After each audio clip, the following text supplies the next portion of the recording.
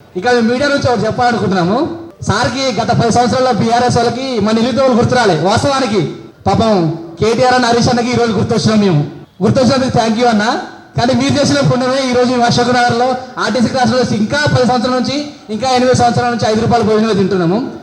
నిరుద్యోగ అంశాన్ని మీరు మాట్లాడండి, మేము స్వాగతిస్తున్నాం, దానికి మేమేం అంటలేము. కానీ నిరుద్యోగ అంశాన్ని రాజకీయం చేసి నిరుద్యోగులు ఆగమాగం చేద్దాము, దీంట్లో కొంతమందిని చేర్చుకుందాము అనే ఉద్దేశం మాత్రం మీకు ఉండకూడదు. అది ఉండొద్దు కూడా. హరీష్ నిన్న మాట్లాడుతుండే ఏమని నిరుద్యోగ భృతి ఇవ్వాలి అన్న. నిరుద్యోగ భృతి సార్ 10 సంవత్సరాలు నిరుద్యోగ భృతి మీరు చెల్లించండి. నిరుద్యోగ భృతిని మీరు చెల్లించండి. మాకు రాజకీయాలతో మీరు ముడిపెట్టి ఈరోజు రాజకీయ పబ్బం గడుపుదాము, ఏదో రాజకీయం చేద్దాము, కొంతమంది ఎండబెట్టుకొని తిరుగుదామంటే అది కుదరదు. గుర్తుపెట్టుకోండి, బీఆర్ఎస్ నాయకురాలా మీకే చెప్తున్నాము. మీరు గత 10 సంవత్సరాల్లో మాకు నిరుద్యోగ భృతి ఇస్తా అన్నారు. మీకున్న ఆస్తులు అమ్ముతారా, లేకుంటే మీకున్న ప్రభుత్వాలు అమ్ముతారా, ప్రభుత్వ ఆస్తులు అమ్ముతారా? మీరు ఏవైతే ఉన్నాయి కదా ఆస్తులు ఏమేసి మా నిరుద్యోగ భృతి మాకు ఇవ్వండి ముందు. మిమ్మల్ని స్వాగతిస్తున్నాము. మీరు బహిరంగ వచ్చి క్షమాపణ చెప్పండి. ఎందుకంటే 10 సంవత్సరాల్లో పేపర్ లీక్ అయ్యి మా బతుకులు ఆగమైనాయి. ఇంకోటి ఏంటంటే ఇక్కడ ఈ ఏదో సోమవారం ప్రెస్ క్లబ్లో రేవంత్ రెడ్డి గారు వచ్చి చెప్పారు, మా ప్రభుత్వం ఏర్పడిన వెంటనే నిరుద్యోగులకి మేము న్యాయం చేస్తామన్నారు, పోస్టులు వేస్తున్నారు, అందరికీ అన్ని పరీక్షలు రాసుకునే వెసులుబాటు కల్పిస్తా అన్నారు. 2016లో సప్లిమెంటరీ నోటిఫికేషన్ ఇచ్చారండి గ్రూప్ 2కు. దానికి ఎటువంటి లీగల్ కాంప్లికేషన్స్ కూడా రాలేదు. మేము అడిగేది ఒకటే, మేము సొల్యూషన్ కూడా మేమే చెప్తున్నాం, ప్రాబ్లం కూడా మేమే చెప్తున్నాం.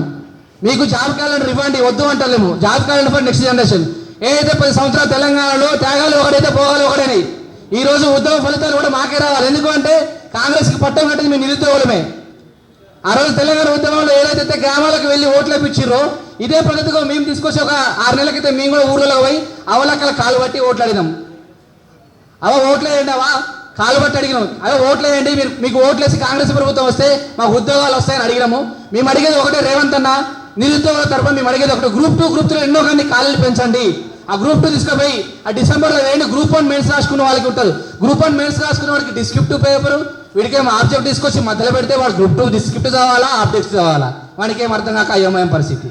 చెప్పారు మొన్న కూడా రివ్యూ చేసి మేము ప్రెస్ క్లబ్లో మీరే చెప్పారు కదా రేవంత్ అన్న, అన్ని పరీక్షలు రాసుకుని వెసులుబాటు కల్పిస్తా అన్నారు. అన్నిటికీ మీరే అన్నారు.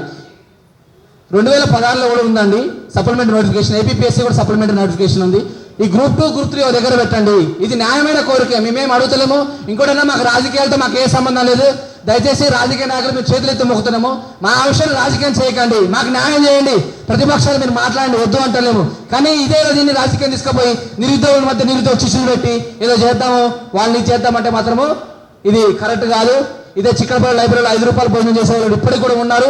నిజమైన నిరుద్యోగులు ఇక్కడ 5 రూపాయలు భోజనం చాలా మిత్రులు ఉన్నాము. నిజమైన నిరుద్యోగులు ఎవరని మీకు కూడా తెలుసు. దయచేసి సీఎం రేవంత్ అన్న ఒకసారి మమ్మల్ని పిలిపించుకోండి, నిరుద్యోగ సమస్యలు తెలుసుకోండి. స్వయంగా మీకు తెలుసుకున్నప్పుడు మీకు తెలుస్తాయి ఆ బాధలేంది, మా బాధలేంది, మేము ఏం బాధలు పడుతున్నామో తెలుస్తాయి. ఎన్నో గంటల పోస్టులు యాడ్ చేసి ఆ గ్రూప్ 2 గ్రూప్ 3 అనేది ఒక దగ్గర పెట్టండి. ఇది న్యాయమైన కోరికే. దయచేసి మీకు మీడియా ముఖంగా మేము చెప్తున్నాం. Thank you.